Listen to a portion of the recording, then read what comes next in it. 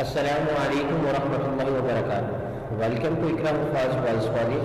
Video lecture second part A को हम यहाँ पे आज डिस्कस करेंगे क्लास के अंदर। क्लास हमारी है सेकेंड ईयर बायोलॉजी और चैप्टर 3 कंट्रोल एंड कोऑर्डिनेशन में बॉटनी सेक्शन का टॉपिक प्लांट्स हार्मोन। स्टूडेंट्स आज की क्लास में हम डिस्कस करेंगे। तो स्टूडेंट्स आप जानते हैं कि हार्मोन्स किसे कहते हैं।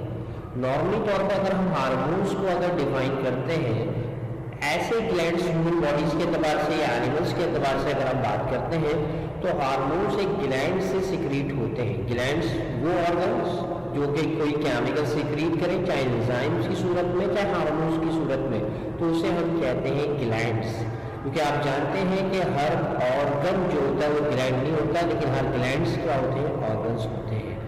इसी तरह प्लांट्स के अंदर भी हार्मोन्स होते हैं, लेकिन इसके कोई स्पेसिफिक ग्लैंड्स या नहीं होते जिससे वो हार्मोन सिक्रीट करें। नॉर्मली तौर पर प्लांट्स के टिश्यूज जो है वही हार्मोन्स को सिक्रीट करते हैं। और हार्मोन एक केमिकल सब्सटेंस होता है जो कि प्लांट्स की ग्रोथ को रेगुलेट करता है, उसके रिप्रोडक्टिव प्रोसेस को इनिशिएट करता है, उसके हद तक कि उसके फूड वाइटनिंग के अतबार से बात हो जाए, इवन डेथ तक के अतबार से भी हार्मोन्स इंपॉर्टेंट होता है प्लांट्स बॉडी के अंदर। इवन डेथ का मतलब ये नहीं कि प्लांट्स बॉडी को हार्मोन्स किल कर देगा। कोई भी अगर ऐसा पार्ट है प्लांट्स बॉडी का जो कि प्लांट्स को हार्मफुल इफेक्ट प्रोड्यूस कर रहा है या उसकी प्लांट्स बॉडी से कोई लिंकेज नहीं हो रही, तो हार्मोन्स उसको डिस अटैच कर देंगे प्लांट्स से। तो ये हार्मोन्स का एक तरह से नॉर्मली फंक्शंस है प्लांट्स का। ठीक है, तो याद रखें कि हार्मोन्स जो प्लांट्स बॉडी के अंदर सिक्रीट होते हैं कोई स्पेसिफिक ग्लैंड से सिक्रीट नहीं होते स्टूडेंट्स, ये टिश्यूज वगैरह से सिक्रीट्स होते हैं। तो स्टूडेंट्स अब हम हार्मोन्स को किस तरह हार्मोन्स है, फाइटो हार्मोन्स में यहाँ पे आपकी स्लाइड्स के अंदर दिख रहा है आपको। तो फाइटो मीन्स प्लांट्स है और प्लांट्स हार्मोन्स को हम डिटेल में डिस्कस करेंगे जो आपकी कोर्स के अंदर शामिल है। तो अब स्टार्ट करते हैं अपने लेक्चर्स को। प्लांट्स हार्मोन हमारे पास कितने तरह के जो है काइंड्स ऑफ प्लांट्स हार्मोन मौजूद होते हैं पूरी प्लांट्स बॉडी के अंदर। Auxin number 1, second gibberellins, third one cytokinesis, fourth one abscisic acids, fifth one ethene जिसे हम इथाइलिन भी कहते हैं। ये 5 टाइप्स के हार्मोन इसमें उनके डिफरेंट फंक्शंस हैं।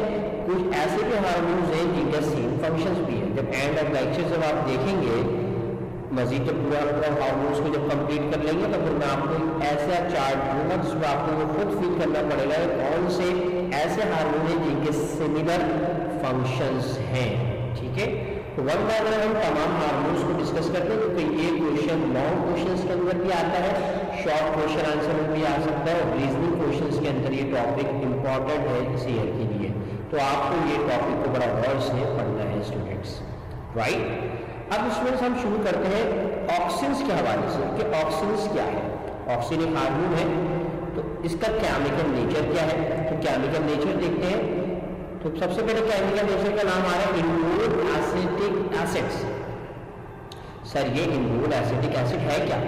अब आपने ऑर्गेनिक केमिस्ट्री पढ़ी हुई तो आपको नजर आ रहा है कि इसके अंदर एरोमेटिक रिंग्स भी नजर आ रही है और एलिफेटिक्स भी नजर आ रहे हैं। तो एक तरह से ये एरोमेटिक कंपाउंड्स है। और मैंने आपसे कहा था कि इसके लिए कोई खास ग्लैंड्स मौजूद नहीं होते प्लांट बॉडी के अंदर, तो एम्ब्रियोनिक टिश्यूज से ये हार्मोन्स जो है वो सिक्रीट होता है। दूसरा केमिकल नेचर है इंडोल ब्यूटारिक एसिड। इसका स्ट्रक्चर भी आप देख सकते हैं। स्ट्रक्चर्स आपके कोर्स में शामिल नहीं है, सिर्फ आपको नाम जहन में रखना है एमसीक्यूज के पॉइंट ऑफ व्यू से। ठीक है, इंडोल ब्यूटारिक एसिड और इंडोल एसिटिक एसिड। ये जो इंडोल है स्टूडेंट्स, इसको मैं आपको यहाँ पे बता देता हूँ कि इंडोल जो है वो ये चीज है जिसको आप यहाँ पे दिख रहे हैं। इस स्ट्रक्चर को कहते हैं इंडोल। जैसे कि ये वाला स्ट्रक्चर भी आपके सामने है, जिसे हम क्या कहते हैं, इंडोल कहते हैं, राइट। अब नेक्स्ट हमारे पास है नैप्थलीन एसिटिक एसिड्स।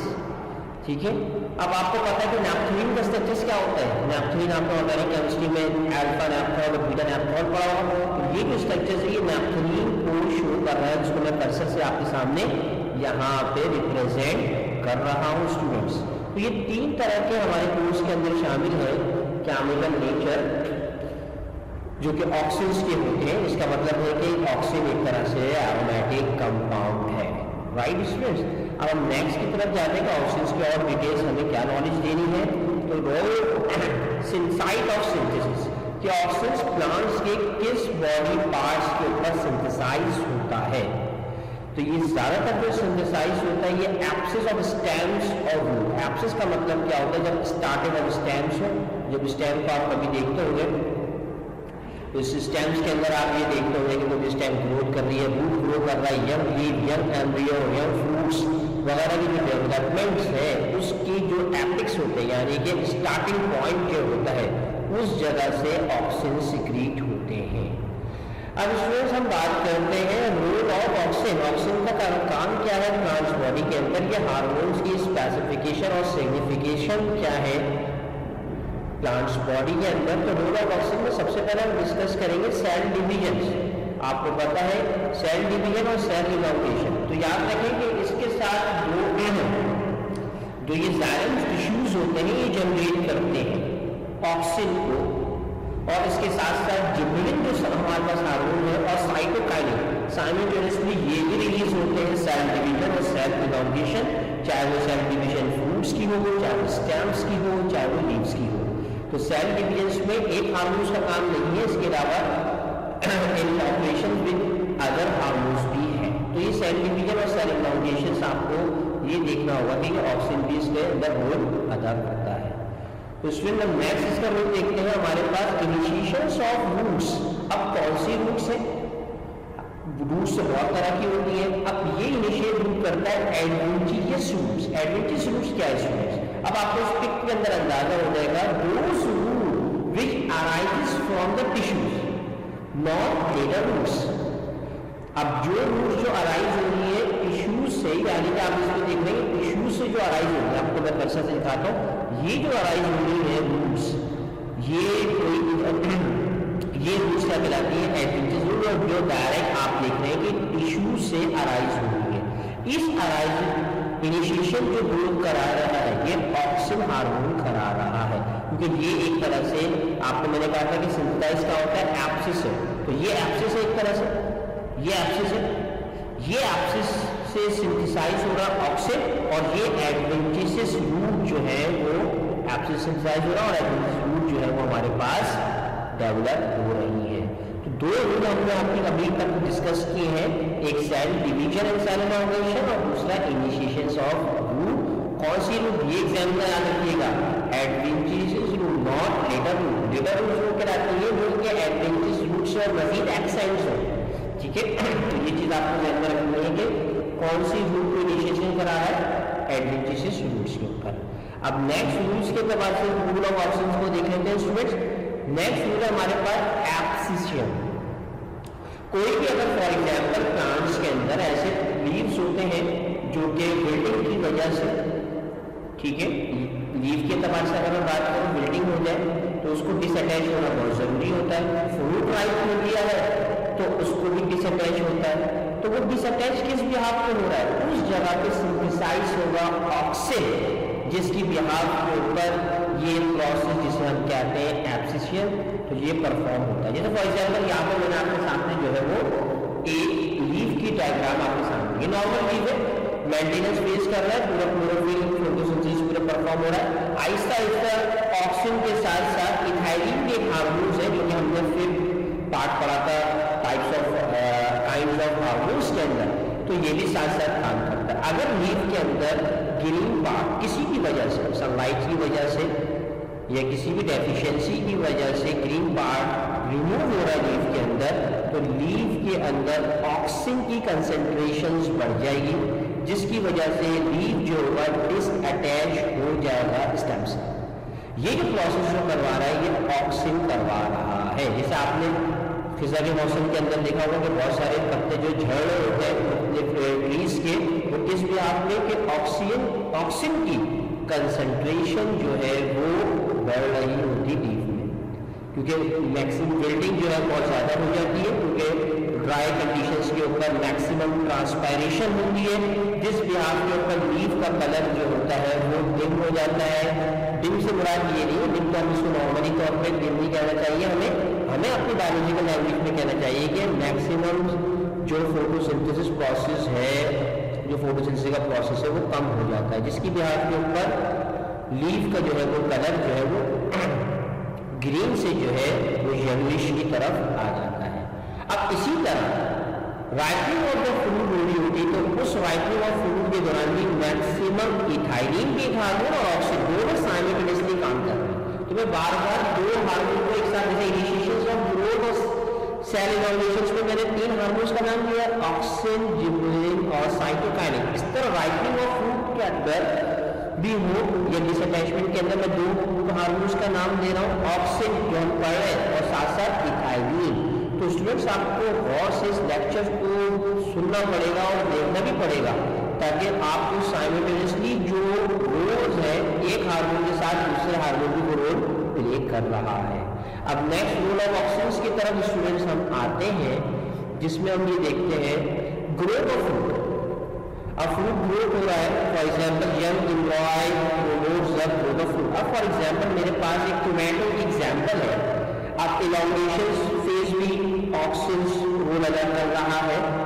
आपको पता है कि कोई भी फ्रूट बनता है तो पहले फर्टिलाइजेशन होती है, फर्टिलाइजेशन के बाद जब ओवरी के अंदर कॉलन ग्रेन्स जाते हैं, फर्टिलाइजेशन होती है, तो ओवरी जो होती है वो इन फ्यूचर फ्रूट में कन्वर्ट हो जाती है और ओव्यूल इन फ्यूचर जो है वो सीड में कन्वर्ट हो जाता है।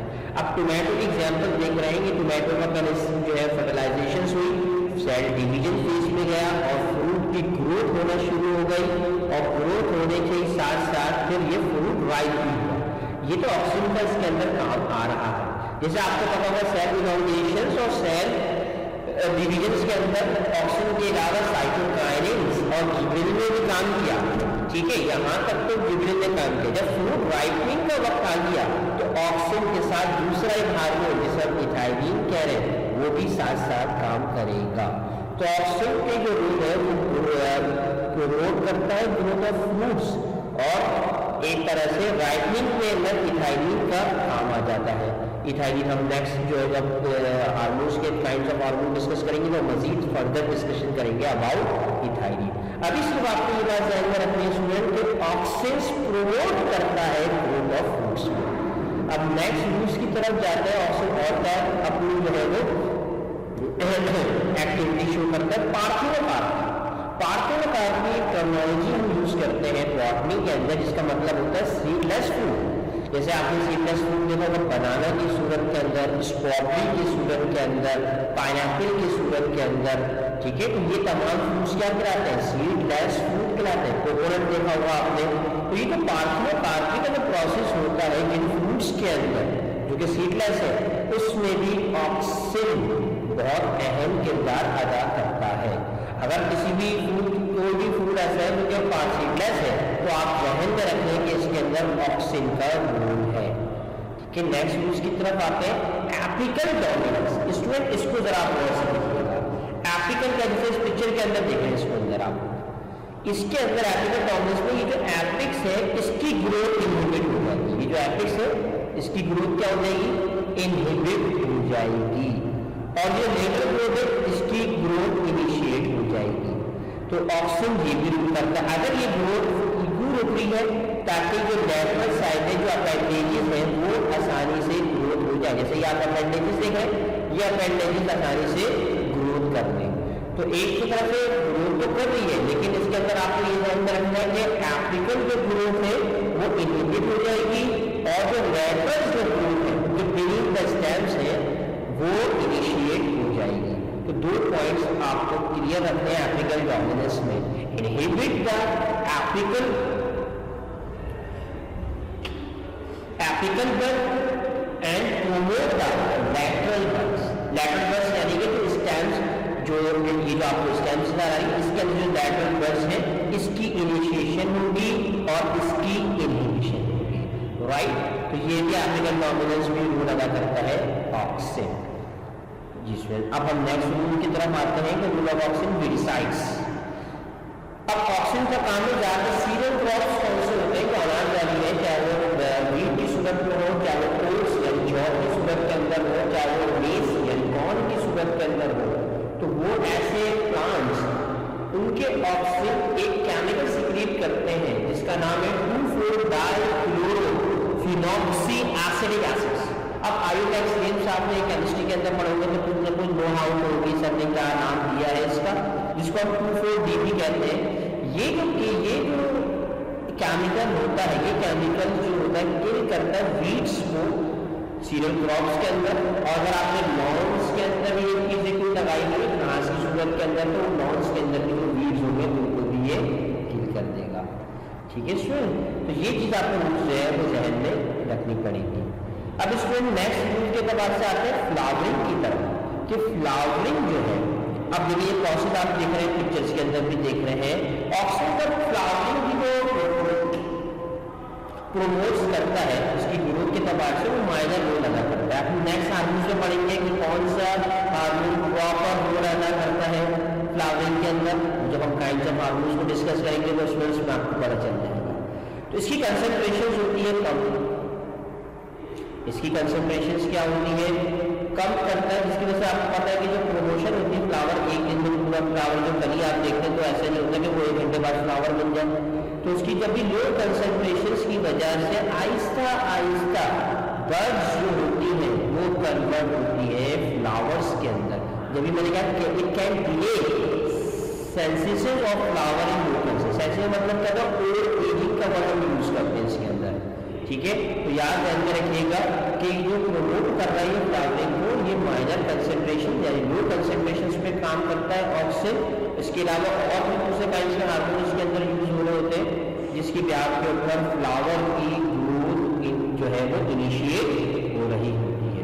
तो स्टूडेंट आज की क्लास के अंदर जो मैंने आपको ये जो लेक्चर दिया वो प्लांट्स हार्मोन्स की डेफिनेशंस के हवाले से हमने डिस्कस की। प्लांट्स हार्मोन होते क्या है, काइंड्स ऑफ प्लांट्स हार्मोन को हमने डिस्कस किया, और उसके बाद जो एक हार्मोन ऑक्सीन है उसको हमने डिटेल में डिस्कस किया, उसका केमिकल नेचर, उसका साइट ऑफ सिंथेसिस और रोल क्या है पूरे प्लांट्स बॉडी के अंदर। स्टूडेंट अब नेक्स्ट जो वीडियो देखेंगे आप उसके अंदर आप देखेंगे second kind of hormone gibberellin, उसकी तमाम हम site of synthesis, chemical nature और रोल को डिस्कस करेंगे नेक्स्ट क्लास में।